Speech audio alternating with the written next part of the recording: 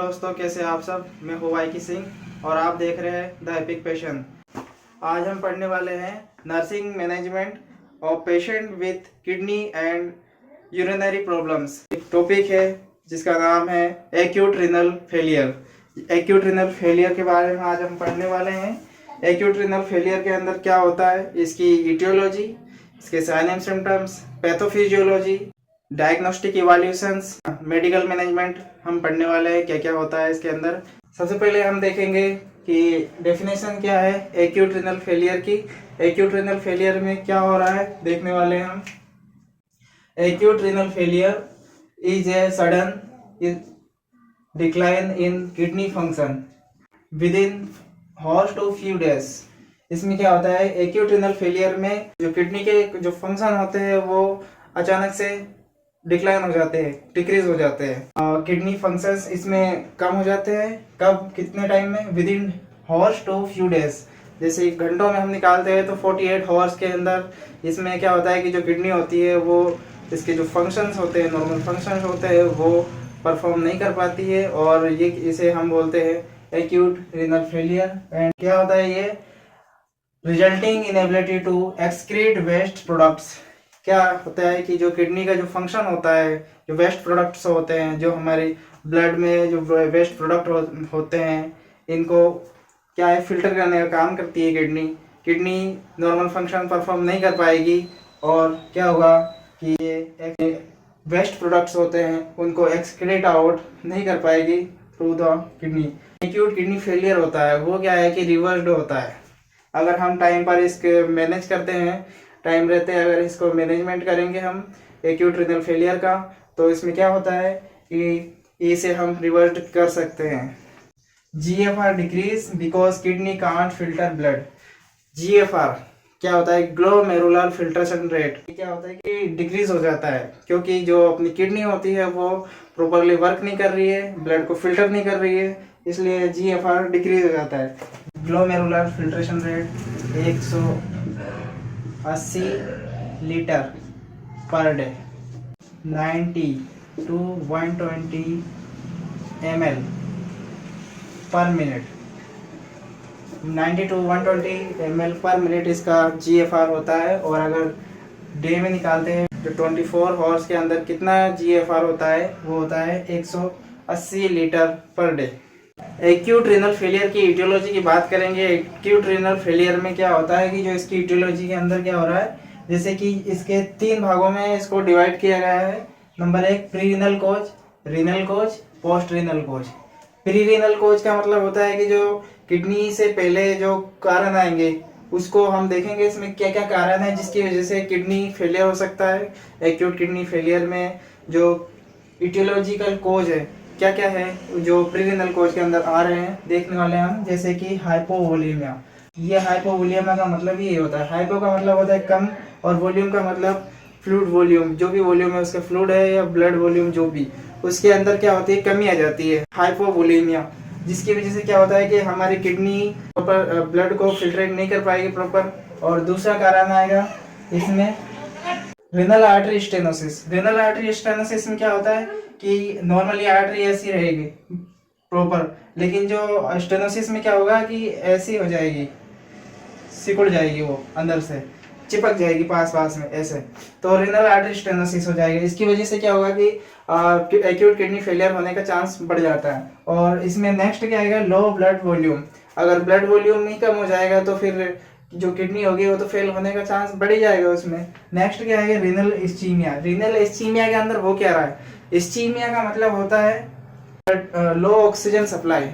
हमारी जो किडनी होती है उसके अंदर क्या है, जो टिश्यू होते हैं वहां तक प्रॉपर ब्लड सप्लाई नहीं हो पाती है और ऑक्सीजन की कमी हो जाती है, जिसकी वजह से वहाँ के जो ऑक्सीजन की कमी के कारण जो किडनी के टिश्यू होते हैं वो नेक्रोस हो जाते हैं और उसके अंदर क्या होता है कि ब्लड सप्लाई नहीं हो पा रही है और उसमें इस्चीमिया आ जाएगी, तो इसे बोलते हैं रीनल इस्चीमिया। रीनल कोज, ये प्री रीनल कोज पढ़ा हमने, अब आएगा रीनल कोज। रीनल कोज में क्या आ रहा है, जैसे एक्यूट ट्यूबुलर नेक्रोसिस। क्यों हो जाता है नेक्रोसिस इनमें, क्योंकि ऑक्सीजन की सप्लाई नहीं हो पाती है प्रॉपर, तो इन ट्यूबल्स के अंदर नेक्रोसिस हो जाएगा। नेक्स्ट आएगा इन्फेक्शन। इन्फेक्शन कौन सा इन्फेक्शन, क्या आएगा, ग्लोमेरुलोनेफ्राइटिस। जो कि ग्लोमेरुलस होता है उसके अंदर इन्फेक्शन हो जाता है और इन्फ्लामेशन हो जाती है, जिस वजह से क्या होता है कि जो किडनी का जो नॉर्मल फंक्शन है वो परफॉर्म नहीं कर पाती है और उस वजह से क्या होता है कि एक्यूट रीनल फेलियर हो जाता है। नेक्स्ट है नेफ्रोटॉक्सिक ड्रग्स। नेफ्रोटॉक्सिक ड्रग्स कौन सी होती है? नेफ्रोटॉक्सिक ड्रग्स का क्या होता है कि जो हम दवाइयाँ लेते हैं उनका इफेक्ट हमारी किडनी पर पड़ता है और जिसकी वजह से हमारे किडनी पर बहुत ही गलत प्रभाव पड़ता है और हमारी किडनी क्या है कि प्रॉपर वर्क नहीं कर पाती है। कौन कौन सी है नेफ्रोटॉक्सिक ड्रग्स देखते हैं हम। नेफ्रोटॉक्सिक ड्रग्स के अंदर क्या आ जाती है?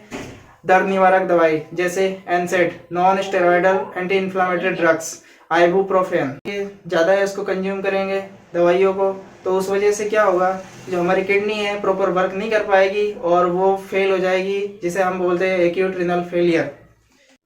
नेक्स्ट आएगा पोस्ट रीनल कोज।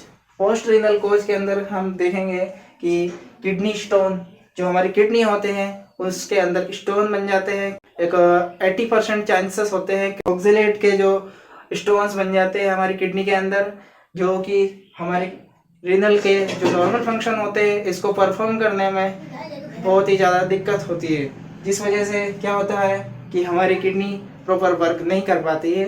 नेक्स्ट क्या आएगा? एनलार्ज्ड प्रोस्टेट ग्लैंड, जो कि जो प्रोस्टेट ग्लैंड होती है वो एनलार्ज हो जाती है, जिस वजह से क्या होता है कि रीनल फेलियर होने का चांस इसमें बढ़ जाता है। यूरिनरी जो ट्रैक्ट होता है, यूरिनरी ट्रैक्ट के अंदर ऑब्स्ट्रक्शन हो जाता है, जिस वजह से क्या होता है कि किडनी फेलियर हो जाता है इसके अंदर।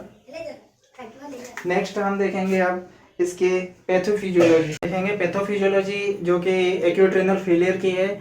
एक्यूट रीनल फेलियर की जो पैथोफिजियोलॉजी है ये क्या कहना चाह रही है, जिसमें फर्स्ट लाइन क्या बोल रही है, जैसे कि due to etiological factors. First line ये है कि ड्यू टू इटियोलॉजिकल फैक्टर्स, जो हमने अभी इटियोलॉजी पढ़ी है, जैसे pre renal cause, renal cause and post renal cause. क्या हो रहा था उसके अंदर, जैसे हाइपोटेंशन हो गया, हाइपोवोलेमिया हो गया, किडनी स्टोन हो गए। और अब जो इसके इटियोलॉजिकल फैक्टर्स है इसके अंदर हम देखते हैं जिसकी वजह से क्या होता है, इन्फ्लामेशन ऑफ किडनी। हमारी जो किडनी है जो उसके अंदर क्या होगा, इन्फ्लामेशन हो जाएगी। क्यों हो जाएगी इन्फ्लामेशन? क्योंकि जो इटियोलॉजिकल फैक्टर्स है उसकी वजह से हमारी किडनी के अंदर जो नॉर्मल फंक्शन है वो प्रॉपर परफॉर्म नहीं हो पाएंगे। जैसे हम मानते हैं कि ट्यूबुलर नेक्रोसिस हो गई है या फिर इस्कीमिया हो रहा है उसके अंदर, तो इस्कीमिया की वजह से क्या होता है, इन्फ्लामेशन हो रहा है हमारी किडनी के अंदर। तो क्या है कि जो हमारी किडनी है उसके अंदर ये दूसरी लाइन बोल रहा है कि इन्फ्लामेशन हो जाएगा और उसकी जो किडनी का जो नॉर्मल फंक्शन है वो अल्टर्ड हो जाएंगे। अल्टर्ड होने की वजह से क्या होगा कि जो यूरिन आउटपुट है वो डिक्रीज हो जाएगा। नॉर्मल यूरिन आउटपुट 2000 से 2400 ml पर डे होता है, इससे घट जाता है ये यूरिन आउटपुट डिक्रीज हो जाएगा और ग्लोमेरुलर फिल्ट्रेशन रेट भी डिक्रीज हो जाएगा। इसकी वजह से normal glomerular filtration rate decrease हो जाएगा और उस वजह से क्या होगा कि इडीमा हो जाएगा। इडीमा हो जाएगा और इडीमा की वजह से यहाँ जगह नहीं थी, यहाँ लिख दिया accumulation of fluid inside the body. जो हमारी बॉडी होती है इसके अंदर क्या होगा कि फ्लूइड का रिटेंशन हो जाएगा। वो फ्लूइड होता है जो हमारी बॉडी के अंदर अक्मुलेट होने लग जाएंगे। कहाँ पर? जैसे एंकल जॉइंट होते हैं वहाँ पर हमारा फ्लूइड अक्मुलेट होने लग जाएगा और कॉम्प्लिकेशन अराइज करेगा। Clinical manifestation. अब हम इसके जो एक्यूट रीनल फेलियर है इसके क्लिनिकल मैनिफेस्टेशन देखेंगे। एक्यूट रीनल फेलियर का जो सिम्टम्स है ओलिगोयूरिया। ओलिगोयूरिया में क्या होगा कि जो 400 ml पर डे यानी 24 आवर्स के अंदर 400 ml से भी कम यूरिन आउटपुट मेजरमेंट में आएगा। और दूसरा है फ्लूइड रिटेंशन। फ्लूइड रिटेंशन कहाँ होगा? एंकल जॉइंट, जो बॉडी के जो एरिया है उसके अंदर फ्लूइड रिटेंशन होने लग जाएगा। नेक्स्ट है एलिवेटेड यूरिया एंड क्रिएटिनिन। इसमें एलिवेटेड यूरिया एंड क्रिएटिनिन, जो यूरिया और क्रिएटिनिन होता है वो एलिवेटेड हो जाता है इसके अंदर। नेक्स्ट है fatigue and restlessness. Renal failure की वजह से क्या होगा कि हमारी बॉडी थक जाएगी एंड क्या होगा, टायर्डनेस, थकावट हो जाएगी उसके अंदर। इचिंग। एक्यूट रीनल फेलियर के जो पेशेंट होते हैं उनके अंदर इचिंग का सिम्टम भी देखने को मिलता है। इचिंग का सिम्टम क्यों देखने को मिलता है? क्योंकि जो पेशेंट होते हैं उसके अंदर क्या है, फास्फोरस का लेवल होता है वो बढ़ जाता है, जिसकी वजह से क्या होता है कि पेशेंट में ईचिंग का एक सिम्टम अराइज होता है। नेक्स्ट है high blood pressure. High blood pressure क्यों होगा पेशेंट में? हाई ब्लड प्रेशर इसलिए हो रहा है क्योंकि हमारी किडनी प्रॉपर वर्क नहीं कर रही है, और उस वजह से क्या होगा, ब्लड प्रेशर बढ़ जाएगा, आर्टरीज पर दबाव पड़ेगा, हाइपरटेंशन हो जाएगा। फ्लैंक पेन, अलग अलग तोड़ के देखते हैं। फ्लैंक पेन, पेन का मतलब होता है दर्द, फ्लैंक का मतलब ये होता है कि जो एक एरिया होता है जहाँ पर अपनी रिब केज हो और अपना एब्डोमेन हो। Shortness of breath, shortness of breath क्यों होगी? शॉर्टनेस ऑफ ब्रीथ इसलिए हो रही है पेशेंट को क्योंकि जो फ्लूइड होता है, फ्लूइड रिटेंशन हो जाता है लंग्स के अंदर, फ्लूइड रिटेंशन लंग्स के अंदर हो जाएगा, जिसकी वजह से पेशेंट को सांस लेने में प्रॉब्लम होगी, जिसे बोलते हैं हम शॉर्टनेस ऑफ ब्रीथ, जिसकी वजह से हमें तुरंत ऑक्सीजन पे लेना पड़ता है और उसको एयरवे, ब्रीदिंग, सर्कुलेशन मेंटेन करना पड़ता है। अब हम इसकी स्टेज देखेंगे, कौन कौन सी स्टेज होती है एक्यूट रीनल फेलियर की। इसकी 3 स्टेज है, oliguria phase, diuretic phase, recovery phase. Oliguria phase, oliguria phase कब आएगी पेशेंट के अंदर? किसी इटियोलॉजिकल कोज के कारण ओलिगोयूरिया फेज आएगी, जो कि हमने पैथोफिजियोलॉजी देख चुके हैं। और इस फेज के अंदर, ओलिगोयूरिया फेज के अंदर क्या होगा कि जो अपना यूरिन आउटपुट है वो 400 ml पर डे से डिक्रीज हो जाएगा। इसमें क्या होगा, less than 400 ml per day urine output हो जाएगा, और मेटाबॉलिक एसिडोसिस होने लग जाएगा, पीएच डिक्रीज हो जाएगा, पीएच, इडीमा होने लग जाएगी। कहाँ पे होगी इडीमा? एंकल जॉइंट्स के अंदर हो जाएगी। Fluid retention on heart, lungs, जहाँ भी बॉडी की कैविटीज होती है वहाँ पे होने लग जाएगी। जैसे प्लूरल इफ्यूजन हो जाएगा, जिसकी वजह से अपने लंग्स में कॉम्प्लिकेशन अराइज हो जाएंगे, शॉर्टनेस ऑफ ब्रीथ होने लग जाएगी। ब्लड के अंदर जो वेस्ट प्रोडक्ट्स है उसको एक्सक्रीट आउट नहीं कर पा रही है, और हमारी बॉडी के अंदर ही फ्लूइड क्या है जमा होने लग जाएगा, और जिसकी वजह से क्या होगा, हाइपरवोलेमिया होगा, और हाइपरवोलेमिया की वजह से जो हमारी जो हार्ट की आर्टरी उस पर प्रेशर पड़ेगा और हाइपर टेंशन हो जाएगा। नेक्स्ट अपना फेज आएगा डाययूरेटिक फेज। इसकी ड्यूरेशन होती है 1 to 3 वीक्स, और ये ओलिगोयूरिया की फेज होती है इसमें 8 से 15 दिन। एंड डाययूरेटिक फेज की ड्यूरेशन होगी 1 to 3 वीक। इसके अंदर क्या होगा, हमारी जो जैसे कि मैंने आपको बताया था कि हमारे जो एक्यूट रीनल फेलियर है इसको मैनेज करेंगे तो रिवर्सिबल है ये, और रिवर्सिबल है। इसमें क्या होगा कि फिर डाययूरेटिक फेज आएगी और इसका जो यूरिन आउटपुट है वो इंक्रीज होगा।